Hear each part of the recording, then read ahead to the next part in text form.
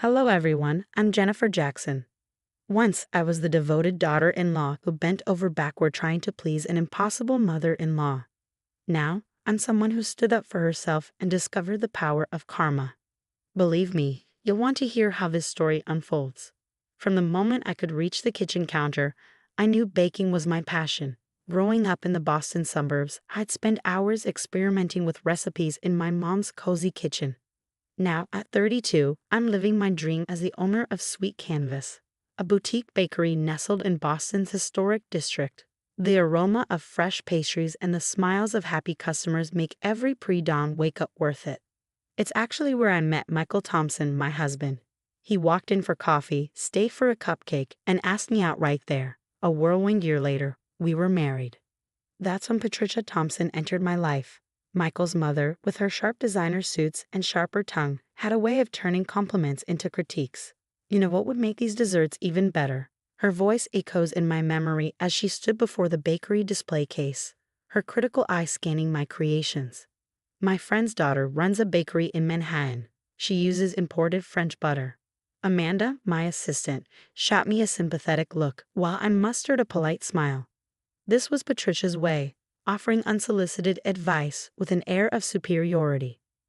Just then, my sister Rachel strolled in. "There's my favorite baker, and those are definitely my favorite lemon squares in the window," she declared, her warmth a much-needed balm.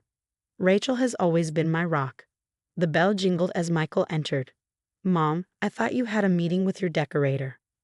"Just stopping by to help Jennifer with a few suggestions," Patricia replied, adjusting her scarf with a flourish. "Someone needs to guide her." I glanced at Michael, silently pleading for backup. He offered his usual helpless shrug, leaving me to fend for myself. Later that evening, as Amanda helped close up shop, she leaned against the counter. "You don't have to take this, Jess. Your bakery's thriving. Didn't we just get a glowing write-up in Boston Magazine?" I nodded, though my voice wavered. "I'm trying to keep the peace. Besides, the article speaks for itself." "Maybe," Amanda said, her expression troubled. "But something about Patricia feels off. Be careful, okay." I brushed off her concern. If only I'd known what lay ahead.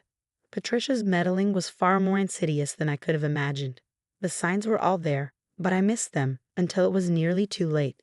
Patricia's 60th birthday party was meant to be the event of the season. When she asked me to cater it, I thought it was my chance to finally win her approval. For 3 days straight, I worked tirelessly, hand-painted macarons, a 6-tier cake adorned with delicate sugar flowers, and an array of her favorite French pastries. The night of the party, the marble foyer glittered with Boston's elite. As I arranged the final dessert display, I overheard Patricia's voice drifting from a nearby group. "Oh, the cleaning service did a wonderful job with the setup," she said, waving a manicured hand. "Maria, or whatever her name is, also bakes." My hands froze. Amanda, carrying a tray, nearly dropped it. Someone in the group corrected her. "That's your daughter-in-law." "Oh yes, of course," Patricia replied with a dismissive laugh. "She does own that little shop." "Speaking of bakeries, Catherine, how's your daughter's shop in New York? Michael always raves about it when he visits." My heart clenched. Michael visits New York? He'd never mentioned that. Later, while retrieving my coat from Patricia's study, I overheard her voice again, cold and calculating.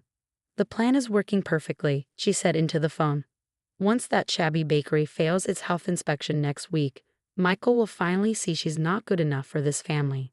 Catherine's daughter has real potential." The words hit me like a freight train. My phone buzzed, a text from one of my suppliers.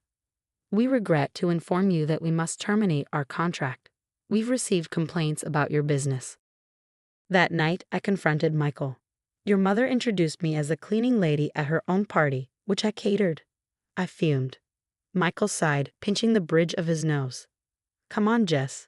You know how she gets at these events. She's under a lot of pressure." "Pressure?" I shot back. "She's trying to set you up with Catherine's daughter." Michael's laugh was hollow. "Don't be ridiculous. Mom's just networking." The conversation went nowhere, leaving a bitter taste in my mouth. The next morning, Amanda called, her voice urgent. "Jess, you need to see this." She forwarded me emails she'd received, and my heart sank. Patricia had been contacting our suppliers, our bank, Even health inspectors spreading malicious lies about sweet canvas. I can't believe she'd go this far, I said, my voice trembling with anger. Believe it, Amanda replied grimly. And there's more. Remember those bad reviews that almost ruined us last month? I traced the IP addresses, they all came from the Thompson estate. As if on cue, Rachel burst into the bakery.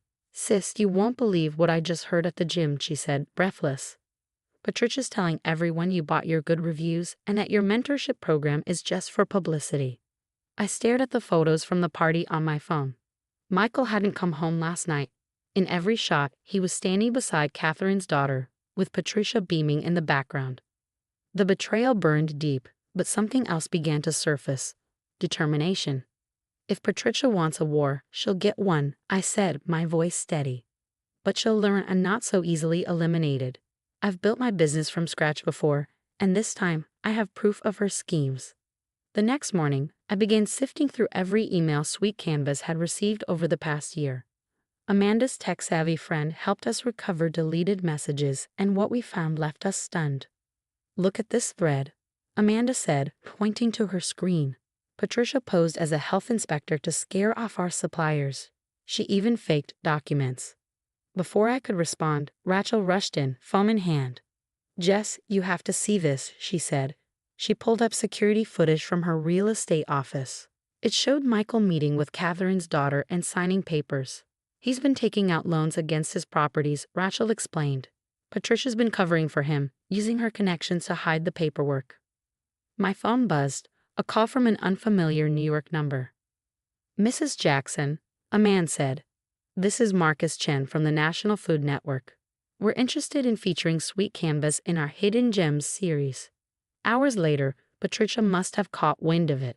She started spreading rumors of food poisoning at my bakery, but she didn't know I'd been documenting everything. Marcus called back, his tone calm but resolute. Mrs. Thompson, we received your intriguing email about Sweet Canvas. Funny thing though, we also received evidence of your systematic harassment campaign, including attempts to sabotage a youth culinary program. I could practically hear Patricia's world crumbling through the phone. Then came the final blow. Michael's office called to inform me that his gambling debts had exposed a massive fraud scheme at his firm. Not even Patricia's social connections could save him this time. You know what's ironic? Amanda said as we watched the scandal unfold on the news. If Patricia hadn't tried to destroy you, none of this would have come to light. My phone buzzed again. Another call from the National Food Network. They wanted to feature not just the bakery, but our entire youth mentorship program. And they weren't the only ones interested. A year has passed since Patricia's infamous birthday party. Sweet Canvas now boasts 3 locations across Boston, and our youth culinary program has become a national model. Today, I'm catering the mayor's annual charity gala, the very event Patricia once chaired with such pride. Did you see this? Amanda asked, showing me her tablet. Michael's firm had made the Wall Street Journal. The scandal not only exposed his gambling debts, but years of corporate fraud. Patricia's estate sale, she moved into a smaller condo. I heard through mutual acquaintances that she's taken up baking classes. A small part of me hopes she finds peace, far away from my kitchen, of course. Miss Jackson. Lily, now my head pastry chef, called from the kitchen. The Food Network crew is here for the final filming. The documentary, Second Chances and Fresh Starts, premieres next month. It tells the story of Sweet Canvas and the 201 culinary careers we've helped launch this year alone. As I stepped into the bakery's bustling front room, the mayor's wife approached with a warm smile. Jennifer, the other board members were right. Your story is so inspiring. We'd love for you to speak at next month's Women in Business Summit. Rachel arrived moments later, holding her phone with an incredulous expression. You won't believe this, she said. Turns out Patricia was skimming donations from those charity events she used to run. The DA's office is investigating. Before I could respond, a group of Patricia's former society friends approached me hesitantly. Mrs. Jackson, we're launching a scholarship foundation for underprivileged youth, one of them began. Would you consider joining our board? The irony wasn't lost on me. These were the same women who once looked down on my little bakery. Now, they were seeking my advice, not for revenge, but because they'd finally seen what genuine community support looks like. My phone buzzed again. Another email from Michael's lawyer. He was still trying to claim part of Sweet Canvas in the divorce. Thankfully, my business documentation was flawless. A lesson hard-earned from watching Patricia's schemes unravel. Sometimes the best revenge isn't revenge at all. It's living well, doing good, and letting toxic people face the natural consequences of their actions. Our story doesn't end here. Sweet Canvas has grown to 5 locations across New England, each with its own youth mentorship program. Last month, Lily opened her own cafe, and I couldn't have been prouder watching her cut the ribbon. Michael? He moved to Chicago for a fresh start after completing a rehabilitation program. I wish him well, but that chapter of my life is firmly closed. Patricia occasionally sends messages through mutual acquaintances asking to reconcile, but I've learned that some bridges are better left uncrossed. Just last month, the mayor's office named me Boston's Entrepreneur of the Year. During my acceptance speech, I looked out at the audience, Amanda, Rachel, my students, and even some of Patricia's old friends who've become genuine supporters. Success, I told them, isn't about proving others wrong. It's about proving yourself right. Have you ever experienced someone trying to undermine your success while pretending to help? What would you have done in my position, maintained silence as I initially did, or confronted their manipulation immediately? Some people say I should have given Patricia another chance after everything came to light. What do you think? Did I make the right choice by maintaining firm boundaries? Or do you believe in second chances, even with toxic family members? I'd love to hear your thoughts in the comments.